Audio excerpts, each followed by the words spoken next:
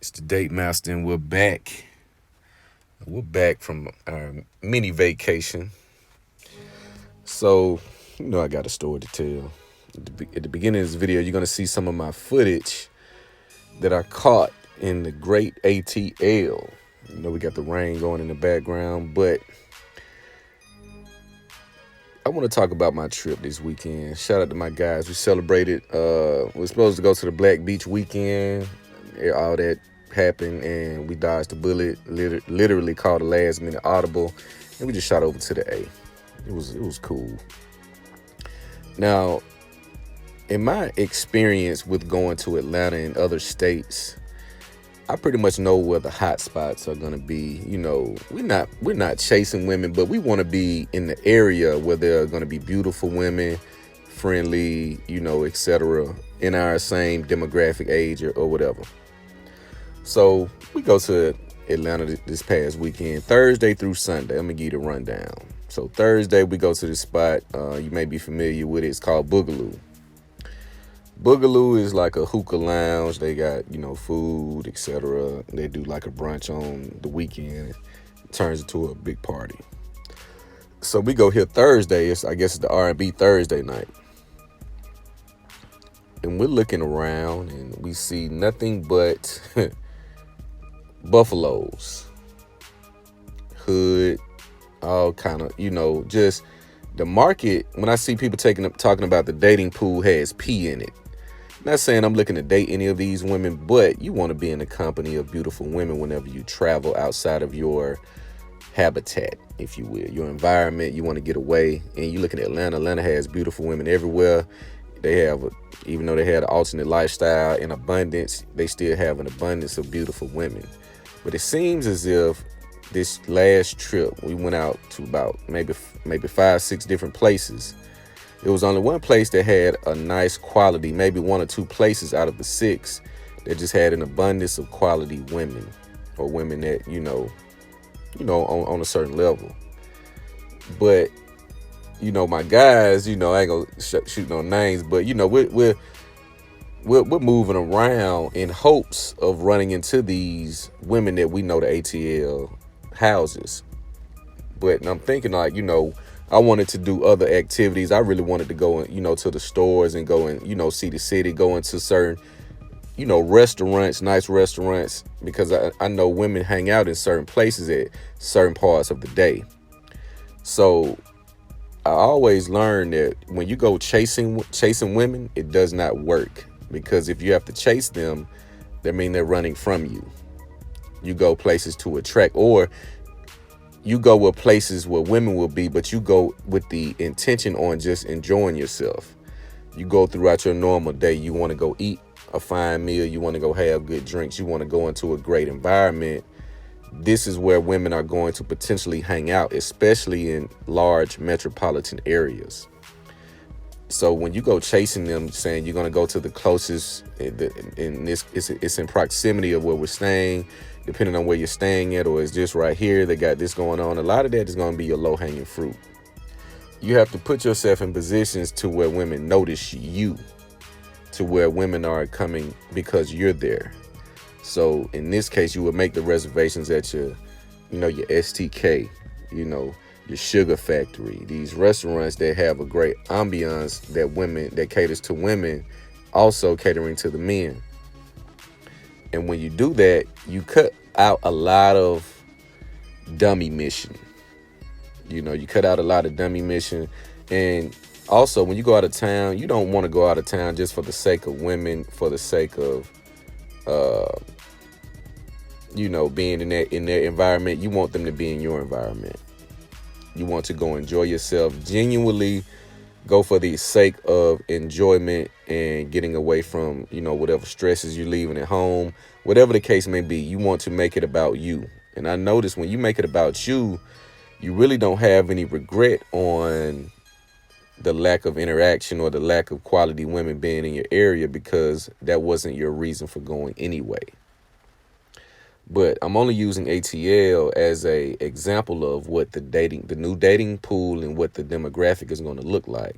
Again, you see the sections filled with women dancing on each other. You have the male sponsors, which may be two or three now. You're noticing when you go out, if you're still in that club phase, you know, you're seeing about 6 to 8 women and about 3 guys. Those 3 guys are paying for the company of these women, yet you see the women engaging each other more than they're engaging the men, because they don't really respect the men. They just see them as an opportunity. They're gonna fund my weekend. I met them at the airport. I met them at the mall. They said, "Hey, let's link up." We exchanged numbers. We got a section at this spot. We got a section at this spot. You just bring your girls. So ultimately, they're paying for female company. And when the women get there, they know they're not genuinely attracted to these men, but they know they don't want to spend their own money. So they tolerate them for the short time they have this section.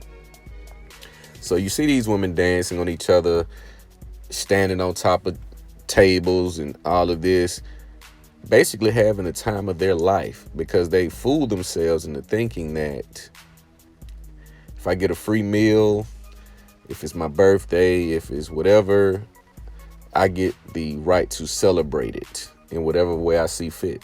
That's why you notice, you look on social media, the new trend for women for birthdays is to get damn near butt ass naked. You notice this? You got women getting butt ass naked on their birthday, or taking super provocative photo shoots, or posting those type of photos, all under the guise of I can, because it's my birthday, I can do what I want to and nobody can tell me no. And you see this behavior with older women. These older women who's busting 40 wide open, taking damn near nude photo shoots. It's their ultimate becking call or sign to come save me from myself and the decisions that I've made. Because why would a 40-plus-year-old woman pose damn near naked just because it's her birthday? Make it make sense. So you see this behavior not only on social media, but you see it in person. So we're at this other restaurant. This lady is raising hell because they did not bring out her egg rolls. Raising all type of hell. It's about 9 of them. All linebackers and fullbacks. No man in sight. This is the craziest time in my dating experiences that I've witnessed firsthand.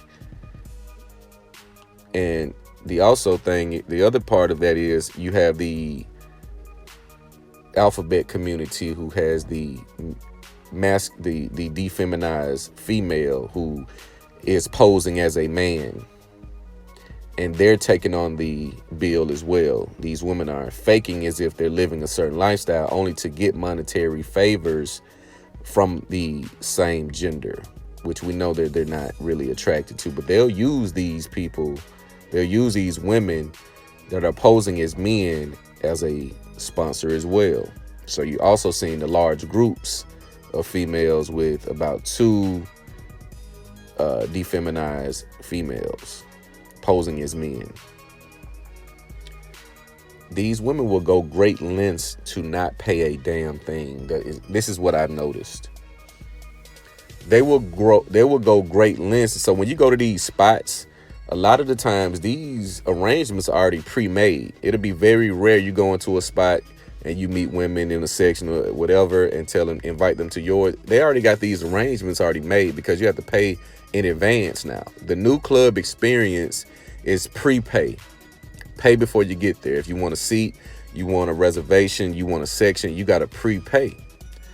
So these women are finding these sponsors way before they come into the venue. They already got this paid and covered. That's why they really can't talk to you. So if you guys are going to the club, you're getting cheated.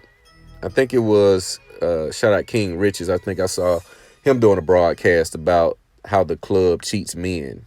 The club experience in 2021, and this has been the same for the last 5 years, is prepay. You pay for the section before you get there, and you meet the girls or whoever is in your party and tell them the arrangements and what time to meet you at the venue. So if you guys are not getting any play from women, best believe it's because they really can't talk to you because somebody has already bought their time for that evening. Their time has already been purchased. The sponsors were one step ahead of you, if you will. They already knew that, hey, I got to get a section. This is the only way girls will engage me or even come to the club and talk to me is if I sponsor their night or their evening.